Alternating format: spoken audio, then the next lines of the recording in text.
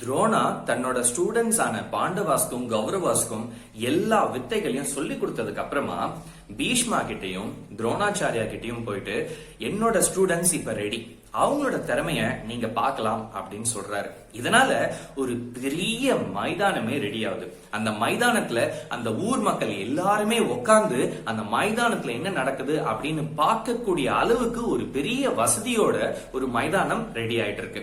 அந்த மைதானம் ரெடி ஆனதுக்கு அப்புறமா துரோணாவும் அஸ்வத்தாமாவும் உள்ள வந்து ஒரு பூஜை பண்றாங்க. எந்த ஒரு ஃபங்க்ஷன் ஆரம்பிக்கிறதுக்கு முன்னாடியும் ஒரு பூஜைன்னு ஒண்ணு நடக்கும் இல்லையா, அதே மாதிரி இங்கேயும் நடக்குது. அந்த பூஜையை முடிச்சதுக்கு அப்புறமா இந்த ஃபங்க்ஷனை ஸ்டார்ட் பண்றதுக்கு திருதராஷ்டிரரே வந்து ஃபங்க்ஷனை இனாகுரேட்டும் பண்றாரு.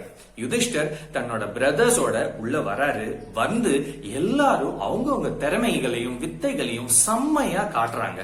மக்கள் அதை பார்த்து பயங்கர ஷாக் ஆயிட்டு, இந்த மாதிரி ஒரு டேலண்டடான பசங்களா அப்படின்னு பாக்குற பிரமிச்சு போற அளவுக்கு பயங்கரமான டேலண்ட்ஸோட இருக்கிறாங்க. இப்ப பீம்க்கும் துரியோதனுக்கும் சூலாயுதத்தை வச்சு சண்டை நடக்குது. இது வந்து தன்னோட திறமைகளை காட்டுறதுக்காக ஏற்பட்டிருக்கிற ஒரு சண்டையாக இருந்தாலும் இவங்க ரெண்டு பேர் மனசுக்குள்ள யாரு உயிரோட இருக்கிறதுன்னு பாத்துடலாம் அப்படிங்கிற வேகத்துல சண்டை போடுறாங்க.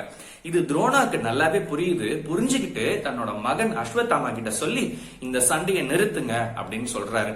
அவரும் போயிட்டு ஃபைனலா துரியோதனுக்கும் பீம்க்கும் நடுவுல நடக்கிற சண்டைய நிறுத்துறாரு. கடைசியா அர்ஜுன் வராரு.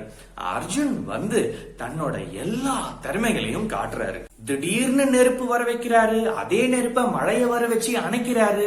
திடீர்னு கிளவுட்ஸ் எல்லாத்தையும் ஒன்னா கூட்டி இருட்டாக்குறாரு. திடீர்னு காத்துல இருந்து ஒரு மலையை உருவாக்குறாரு. அதுக்கப்புறம் அவர் அந்த இடத்துல இல்லாம மறைஞ்சும் போயிடுறாரு. இத பார்த்த உடனே மக்கள் எல்லாருக்கும் அர்ஜுன் தான் வேற லெவல் வித்தக்காரங்க அப்படின்னு சொல்ற அளவுக்கு, பேசுற அளவுக்கு அவர் எல்லாரோட மனசையும் கவர்ந்துடுறாரு.